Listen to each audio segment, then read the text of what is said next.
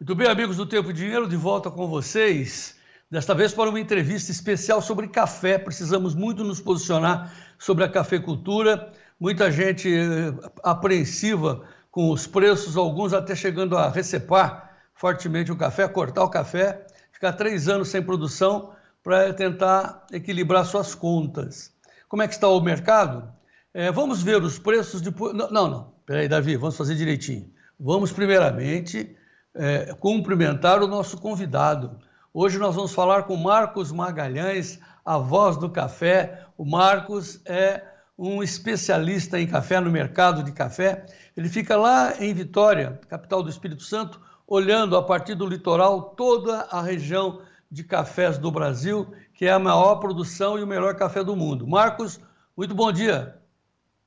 Bom dia, João Batista. Prazer imenso estar aqui com você no Tempo e Dinheiro. Realmente, o café já foi o carro-chefe da economia do agro do Brasil. Se nós olharmos aí um passado de 3, 4, 5 décadas, hoje a soja, aí os grãos, de uma forma em geral, levaram esse pódio, mas o café realmente ainda socializa muito recurso no interior, fixa o homem no campo. É uma atividade de suma importância, principalmente no sudeste do Brasil, Minas Gerais, Espírito Santo e um pouquinho de São Paulo. Realmente é uma atividade que já foi a vanguarda do agro brasileiro, mas continua a ter seu peso representativo muito interessante. E é um prazer estar conversando com você aí, com seus telespectadores.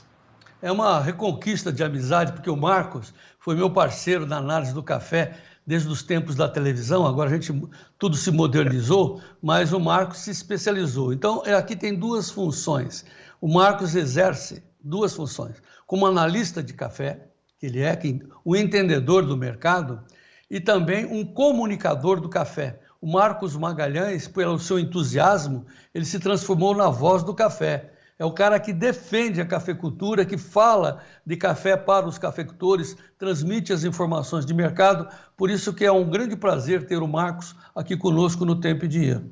Mas vamos direto ao nosso assunto, Marcos. Vamos ver os preços do café para você nos balizar sobre o mercado. Davi, como é que está o preço do café em Nova York? Leve alta, ontem subiu bem, segunda-feira deu uma boa puxada, hoje continua subindo. O dezembro a 149,60, alta de 0,34, o março 150,60 centes de dólar por libra peso, o maio 151,30, julho 151,25 centes.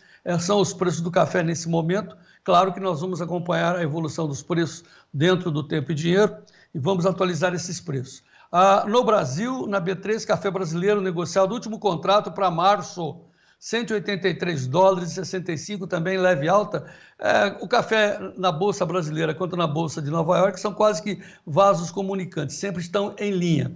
Diante desses números, Marcos, como é que você vê o mercado nesse momento? João Batista, assim, realmente o mercado vem buscando uma acomodação muito grande, tanto em Nova York quanto em Londres, que regula o nosso robusta, o nosso conilon no mercado interno, mesmo com o dólar já namorando lá os 5,10, né? Hoje, na máxima do dia, foi lá 5,0960, ou seja, nem essa alta do dólar tem deixado os níveis internacionais reféns de notícias boas, mostrando um certo desconforto por parte de grande parte dos operadores com relação à questão climática no Brasil. Como a gente vinha conversando, existe previsão de chuva assim, para o sudeste do Brasil, em regiões produtoras, mas ela ainda não caiu na proporção que estava sendo esperada, e os analistas estão indicando em clima que o outubro deva ser um mês com temperaturas acima da média e com chuvas sim, mas irregulares em todo o cinturão produtivo. Então esse driver climático é que vai nortear assim como Nova York e Londres trabalharão num futuro de curto prazo. Mas assim, não há uma convicção de que isso vai acontecer e, por tabela, impede uma grande volatilidade nas bolsas internacionais.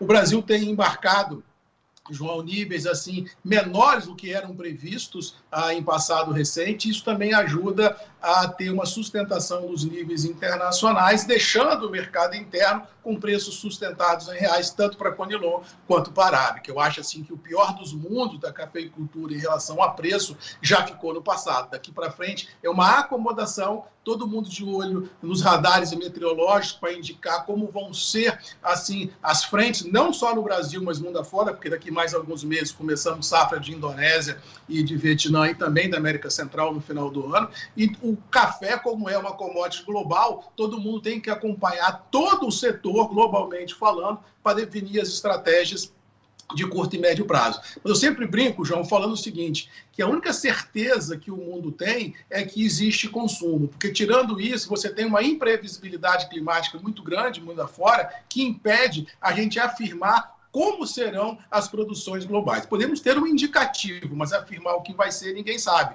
E como não existe estoques globais confortáveis, né, que dê margem para o mercado sentar em cima das cotações, todo mundo trabalha numa ansiedade muito grande no dia a dia das operações.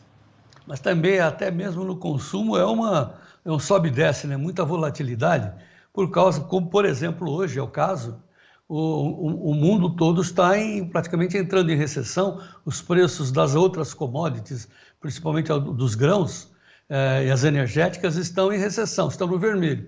Então, assim, também o produtor tem que olhar a produção e o consumo, né? E é muito difícil, por isso que é importante ter pessoas como você que se dedicam a olhar os preços e traduzir para o produtor. Marcos, agora, então... João, uma coisa, não queria te interromper, Sim. Mas já interrompendo, eu sempre falo o seguinte, nós dois somos pessoas que lidamos com o agro há muitas décadas. A gente já viu muita coisa acontecer, a gente já viu a economia global crescer e cair, e a gente tem aquela percepção, ou pelo menos eu tenho, que se houver assim, um hecatombe da economia global, a gente pode ter uma perda de valor de algumas commodities, mas as agrícolas eu acho que tem um pouco de sustentação pelas próprias pernas, em função da gente ter um mundão para alimentar. E o Brasil, realmente, como é um grande celeiro produtivo, a gente tem essa responsabilidade, e eu tenho a convicção de que nós estamos, apesar das adversidades, num segmento promissor, que é o segmento do agro brasileiro. Eu acho que aqui nós fizemos a diferença nos últimos anos, continuamos a fazer, e o futuro é muito desafiador pelas produções e pelas demandas globais. Eu acho que o agro, apesar de toda a adversidade que o mundo pode ter, ainda é um porto seguro para a gente alocar recursos, energia e tocar o barco à frente. Essa é, inclusive, a nossa segunda tarefa aqui nessa conversa, que é a comunicação. Mas deixa eu voltar para o mercado. Sim. Porque você falou, olha, a produção tal, e eu falei, o consumo, e o produtor fica assim em dúvida qual é realmente a mensagem que nós temos que passar hoje, do mercado hoje. Então você está dizendo o seguinte, o que está preponderando, dando o tom, é o mercado climático. Sim. Não é nem o consumo, nem a oferta, essencialmente. Falta café, coloca café, não estão comprando, não é isso, é o mercado climático. E nós estamos tendo informações, de um modo geral, que o Laninha está impactando o centro do planeta, mas deixando a gente aqui no clima favorável de produção, tranquilo, a princípio. O que você diria para os seus clientes, o que você diz para os seus clientes e para os nossos telespectadores a partir desse instante? Calma que vai melhorar ou corram que vai piorar? Não, eu acho assim que a primeira coisa que o cafeicultor, de uma forma macro, tem que saber, João, é quanto custa a sua mercadoria. Assim, no momento que ele souber qual é o seu custo, ele pode arbitrar a preço de venda. Eu não acredito que a gente vá trabalhar num grande viés de alta, não, João. Eu acho que o mercado vai trabalhar nos próximos meses bem lateralizado. Eu acho que o produtor, se tiver algum negócio interessante, vale a pena vender e pôr dinheiro no bolso para a gente enfrentar essas dúvidas com relação à florada e à safra do ano que vem. Então, eu acho assim que hoje o mercado é muito mais no giro do que uma posição de estoque. E sempre olhando o que a gente fala aqui no mercado de café, os negócios futuros. Ou seja, se tiver a opção de fazer algum tipo de trava, de fazer algum tipo de opção que você gosta tanto de falar, junto com o nosso amigo Brandalize aí, eu acho que é muito interessante, porque o produtor ele se protege de volatilidades negativas na frente. Eu acho que o produtor ele tem que evoluir para esses mecanismos financeiros de proteção à sua atividade. Mas eu acho que no curto prazo, para quem não precisa do dinheiro, não precisa do dinheiro. Agora, para quem precisa, eu acho que é o momento de colocar um pouquinho de dinheiro no bolso. Não vejo uma grande alavancagem nos preços, a não ser que o dólar vá para 7, 8, alguma coisa assim. Aí, em reais, o mercado sobe. Mas não acredito numa grande ruptura desse intervalo mercadológico, não. Eu acho que nós vamos ter alguns meses à frente ainda de preços bem estabilizados, tanto para Conilon quanto para Arábica. Trocando em miúdos, né, Marcos? Lucro se põe no bolso, é o que você disse. Agora, olhando os preços, vamos puxar sua bola de cristal, né? Em termos de arábica, então você disse que não tem grandes sustos, pelo menos nas janelas que nós estamos vendo. Então eu diria que o café em Nova York vai trabalhar nesse range aí de $1,50 a libra até 2, seria isso? E não vai explodir? Enquanto que, e eu quero aproveitar também e perguntar do Conilon, Londres, como é que você vê nas mesmas circunstâncias? Esse espaço que você falou aí de Nova York, de 1,50 a 2, é um range muito grande, quer dizer assim, é um espaço muito grande mercadológico. Eu não acredito nem que seja um tamanho, desse tamanho todo o intervalo que a gente tem pela frente, não. Eu acho que o mercado vai ficar entre 1,50 e no máximo 1,75, 1,80, para fazendo uma ressalva, João. Tudo isso, aí nós temos que balizar o fator clima, ou seja, se a chuva for embora, houver uma frustração de florada e houver um fato que saia do que nós estamos prevendo, aí tudo é possível. Mas se continuar nesse feijão de arroz que nós estamos aí, a gente acredita, eu acredito pelo menos, que o mercado vai trabalhar nisso, entre 1,40 e 1,80, dependendo aí de bolsa e de clima. Em Londres, a gente tem assim, um fato interessante, se nós olharmos pelo retrovisor, nos últimos 12 meses, a gente não teve uma grande volatilidade em Londres, a exemplo do que teve em Nova York. Você vê que Londres vem subindo gradativamente, mês a mês, em função de ter havido lá atrás uma frustração de safra na Indonésia e no Vietnã. Aí no Brasil também você tem uma relutância muito grande de oferta de café no mercado. Ou seja, eu acho que Londres vai continuar a trabalhar como está trabalhando lá agora, a $2.300, $2.400 tonelada. Não vejo grande diferença, não. Assim, se tivesse que arbitrar hoje, eu falaria que Londres trabalharia entre 2.200 a 2.500 dólares tonelada e Nova York deve respeitar entre 140 e 180 centes por libra nos vencimentos futuros, dependendo de um fator climático que porventura possa sair aí do radar de todo mundo. Esse é Marcos Magalhães, que não esconde o jogo, tem coragem e diz o preço. Claro, mas daqui a um segundo tudo pode mudar. Se os caras apertarem aquele botão vermelho, aí a coisa complica, ou não, né? E vamos ao mercado climático, né? Ô, João, eu tô nesse negócio desde 1988, quando eu formei na faculdade. Ou seja, eu tenho 35, talvez 36 anos que mexo com isso o dia todo. Então a gente conhece um pouco, já viu muita coisa, já ouviu muita coisa, e a gente tem, assim, não digo assim, uma história escrita, mas uma credibilidade bem interessante para colocar, como você mesmo brincou, o dedo na ferida e falar, olha, é por aqui o caminho, eu acho que a gente pode trabalhar nisso aí nesse sentido. E o fator climático é um fator que a gente não tem um controle sobre ele, e ele realmente pode mudar um pouco o cenário se ele for adverso, como ele vem sendo adverso nos últimos 2 anos no Brasil. Vamos lembrar que estamos vindo aí de 2 safras em Minas Gerais com geada, com granizo, com ventania, e isso maculou realmente as safras brasileiras e fez com que, em passado recente, o mercado deu aquela galopada que nós vimos café a R$1.200, R$1.300, a R$1.500 o saco. E agora voltou aí para 800, 850, dependendo de qualidade e de região produtora. Então, última pergunta de mercado, depois eu quero falar daquilo que nos atrai muito, que é a comunicação, o esclarecimento, a educação dos produtores. Marcos, o café, então, do seu prisma e com essa evolução de preço, de clima, etc., ainda é um bom negócio? Vai ser um bom negócio? E olha, olhando do ponto de vista do produtor, do comprador, do negociante, enfim, dos revendedores, o café global, mas essencialmente para o Brasil, olhando aí Vitória, Estado do Espírito Santo, Zona da Mata, Sul de Minas, as grandes regiões produtoras, é um bom negócio? João, assim, eu vou falar como eu respondi a um grande produtor aqui no Espírito Santo há um tempo atrás. Ele disse, Marcos, o que você acha isso? Eu planto ou não planto 1 milhão de pés de café? Eu falei, cara, eu acho assim, volatilidade o mercado vai ter. Ou seja, ele pode subir, ele pode cair, um mês aqui, um dia colar. Mas se nós olharmos para o horizonte, eu não tenho dúvida nenhuma que o negócio do café é um bom negócio, que vai remunerar o produtor pelas próprias demandas que existem e pela imprevisibilidade climática. Aí o cara foi e plantou 1 milhão de pés de café. Vê que responsabilidade, né, João? Mas é isso que eu acredito. Eu acho que negócio é isso, volatilidade tem, mas eu não tenho dúvida que o negócio é bom. E aí você pediu 10% para ele, né? Claro. O cara é meu amigo, rapaz. Mas pelo menos ele ficou agradecido porque ele acertou na compra. É, pagou um cafezinho. Ô Marcos, então agora assim, desse nosso jeito legal de se falar, de comunicar, vamos falar de comunicação do café. Porque se tem uma atividade no mundo complicada, é o tal do café, né?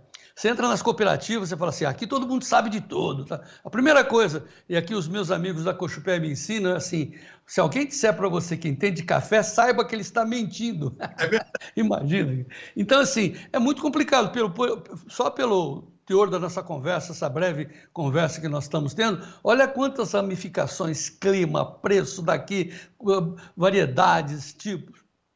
É muito difícil entender de café e, consequentemente, também é muito difícil falar de café, comunicar café. Mas você é uma voz aí fora da curva, a voz do café.